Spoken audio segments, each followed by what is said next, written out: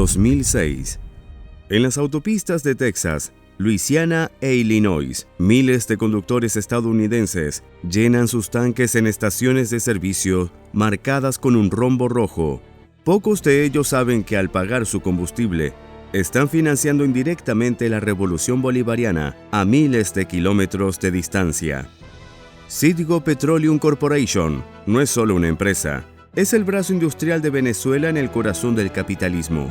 Una red masiva de refinerías, oleoductos y más de 13.000 estaciones de servicio que convierten al país caribeño en un jugador interno en la economía de los Estados Unidos.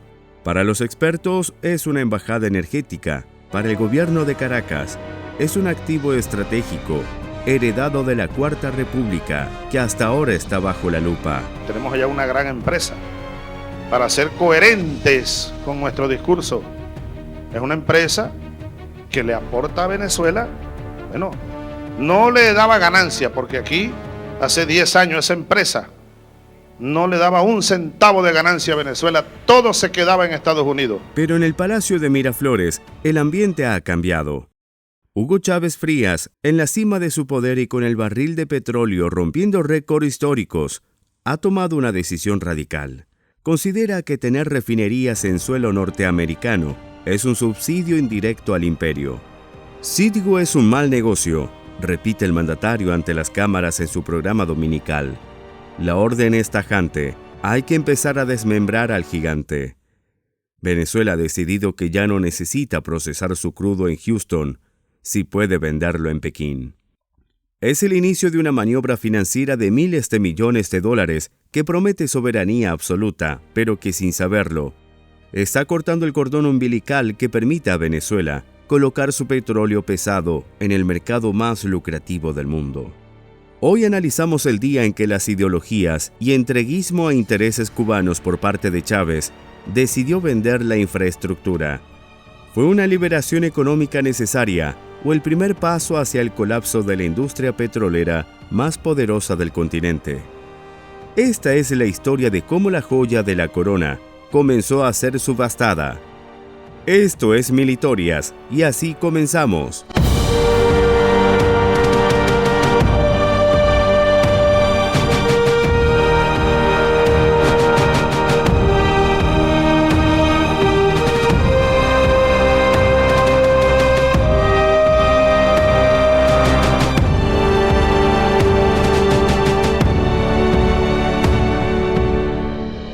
A diferencia del petróleo ligero de Arabia Saudita, el crudo venezolano es, en su gran mayoría, pesado y extra pesado.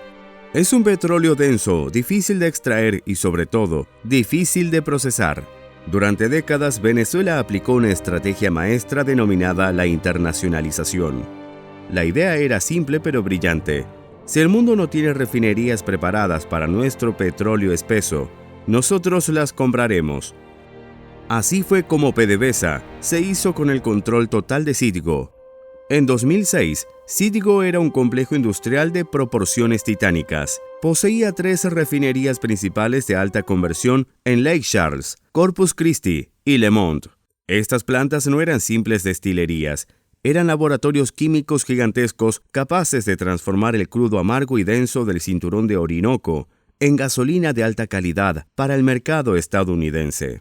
Tener a Citgo significaba que Venezuela tenía el cliente garantizado. No importaba si el mercado mundial estaba saturado, los barcos venezolanos siempre tenían un puerto seguro donde descargar. Era un circuito cerrado de ganancias. Venezuela extraía sus propias refinerías en Estados Unidos, procesaban y sus propias estaciones de servicio vendían.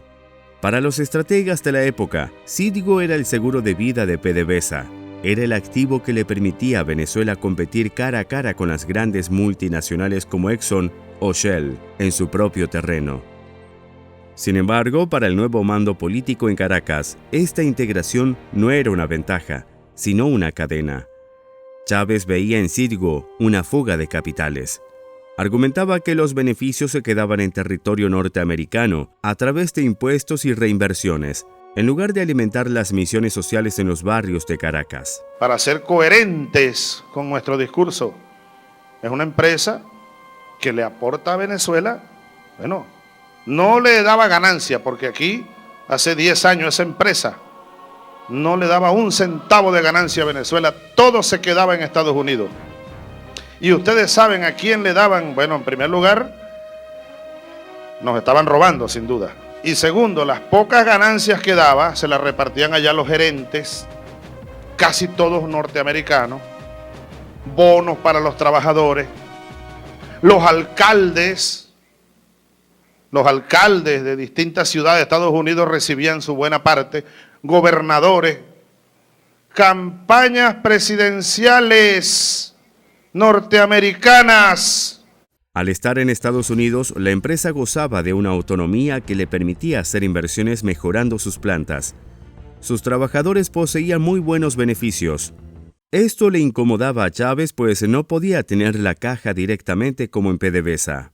La visión técnica de la joya de la corona estaba a punto de chocar frontalmente con la visión política de destrucción del socialismo del siglo XXI.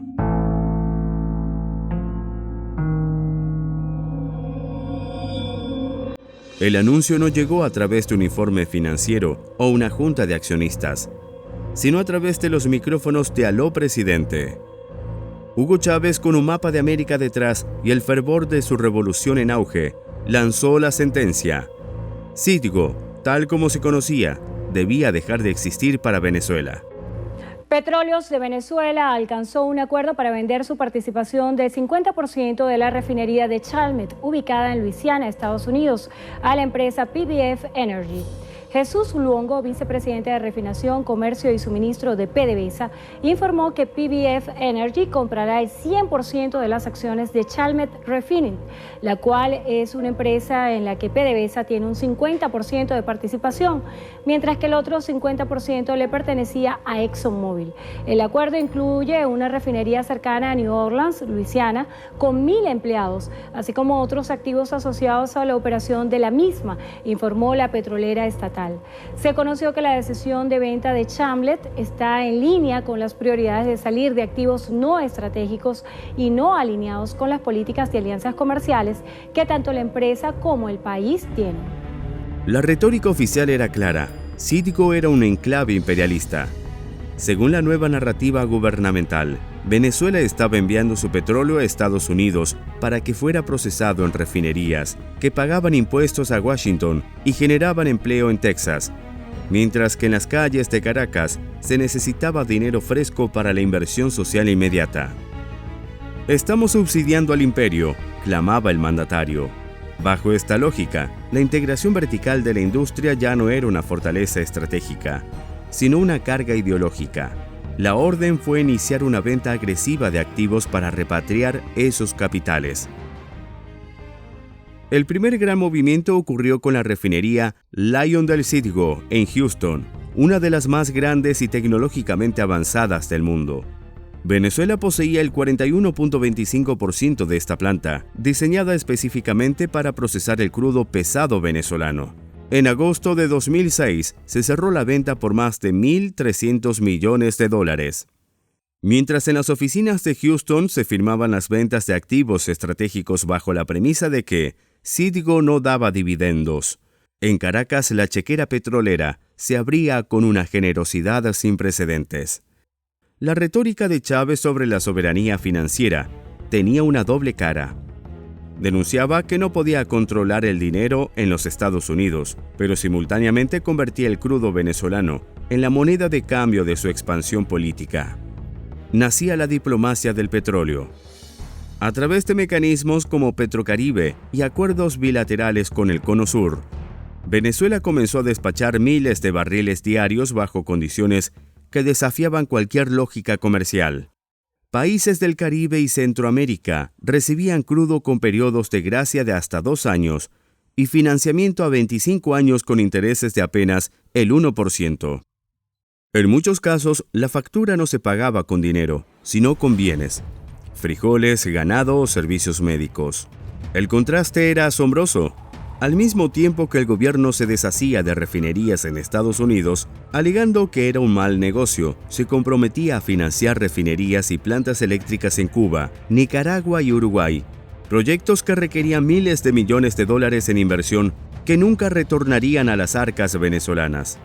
Mientras los cheques de las ventas entraban a las arcas del Estado, los técnicos de la vieja PDVSA observaban con horror desde el exilio o el silencio.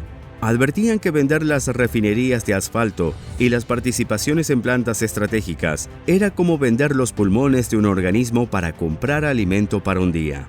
La venta de 2006 no fue un ajuste contable, fue el inicio de un divorcio técnico. Venezuela estaba rompiendo la maquinaria que le permitía vender su petróleo más difícil. El flujo de caja inmediato ocultaba una verdad incómoda. El país estaba quedando sin puertos donde atracar su propia riqueza. Esta estrategia creó una dependencia peligrosa. Venezuela estaba perdiendo sus mejores clientes en efectivo en el norte para ganar aliados políticos subsidiados en el sur. El flujo de caja que Citgo generaba en dólares reales estaba siendo reemplazado por pagarés y promesas políticas. La venta de las refinerías de Citgo en 2006 fue un subsidio logístico. Al deshacerse de plantas diseñadas específicamente para el crudo de la faja del Orinoco, Venezuela cometió el error imperdonable de la industria: quedarse con el producto, pero perder la cocina. El crudo pesado venezolano no es como el de Arabia Saudita, que fluye ligero y casi listo para usarse. El petróleo venezolano es como una melaza espesa, cargada de azufre y metales pesados. Pocas refinerías en el mundo tienen la tecnología necesaria para procesarlo sin arruinar sus equipos. Al vender su participación en plantas de alta conversión, PDVSA perdió su cliente cautivo. De pronto Venezuela se vio obligada a salir al mercado abierto a intentar vender su crudo difícil a refinerías de terceros. Pero había una trampa. Sin refinerías propias, los compradores internacionales empezaron a exigir descuentos por calidad. Venezuela tenía que vender su petróleo mucho más barato para que otros aceptaran el riesgo de procesarlo. La soberanía prometida se convirtió en una dependencia humillante. Al no tener capacidad de refinación suficiente en el norte, y con las refinerías nacionales en Venezuela empezando a mostrar signos de falta de mantenimiento, el país tuvo que empezar a hacer algo impensable: importar gasolina y diluentes de los mismos Estados Unidos para poder movilizar su propio crudo. El dinero obtenido por las ventas de 2006, que se suponía financiaría el desarrollo, se evaporó en el gasto público corriente y en los subsidios ideológicos del Caribe. Mientras tanto, la infraestructura que costó décadas construir desaparecía. Venezuela estaba pasando de ser un gigante integrado que controlaba desde el pozo hasta la estación de servicio a ser un simple exportador de materia prima barata, a merced de los precios que los dueños de las refinerías extranjeras quisieran imponer.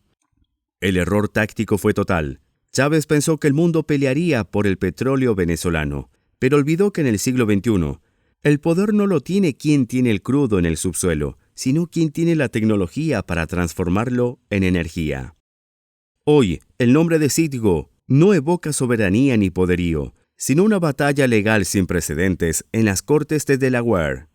La empresa que una vez fue el orgullo de la internacionalización petrolera venezolana se ha convertido en el último botín en disputa de una nación en crisis.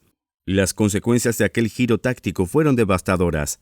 Al perder su red de refinación propia, PDVSA se hundió en una espiral de ineficiencia. Sin el flujo de caja constante que generaba Citgo y con la infraestructura nacional colapsando por falta de inversión, Venezuela pasó de ser una potencia energética a un país que sufre escasez de combustible en sus propias estaciones de servicio. Pero el golpe final no vendría de la producción, sino de las deudas.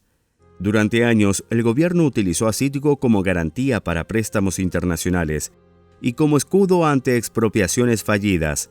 Hoy, una larga fila de acreedores, desde mineras canadienses hasta tenedores de bonos, esperan una orden judicial para subastar las acciones de la compañía y cobrarse las deudas acumuladas por décadas de mala gestión. Citgo es hoy un rehén de su propia historia. Mientras las estaciones de servicio de Estados Unidos siguen luciendo el rombo rojo, la conexión con su casa matriz en Caracas es apenas un hilo administrativo, sostenido por decisiones políticas en el extranjero. El sueño de Chávez de desconectarse del imperio se cumplió de la peor manera posible, perdiendo el control del activo más valioso que el país jamás tuvo fuera de sus fronteras: La historia de la reducción de Citgo en 2006 es una lección sobre los peligros de anteponer la ideología a la estrategia. Venezuela aprendió, de la forma más amarga, que en el mercado global, la soberanía no se grita en los micrófonos, se construye con refinerías, tecnología y visión de largo plazo. El rombo rojo sigue brillando en las autopistas americanas, pero su luz ya no calienta a Venezuela. Es el monumento a una potencia petrolera que decidió vender sus motores justo antes de la tormenta. La caída de Citgo nos deja una duda inquietante. ¿Fue la venta de estas refinerías un error de cálculo técnico o un plan deliberado para cambiar el rumbo de la nación? La respuesta sigue dividiendo a los expertos mientras los activos venezolanos se subastan en cortes extranjeras. Si te apasiona desentrañar los secretos detrás de los eventos que cambiaron el mundo, no puedes perderte nuestra próxima investigación. Suscríbete a Militorias para seguir explorando las crónicas más profundas de la historia y la geopolítica. Tu apoyo es el motor que mantiene vivo este canal. ¿Crees que Venezuela podrá recuperar alguna vez su poderío energético? Te leo en los comentarios. Esto es Militorias, Historia y Fuerzas Militares.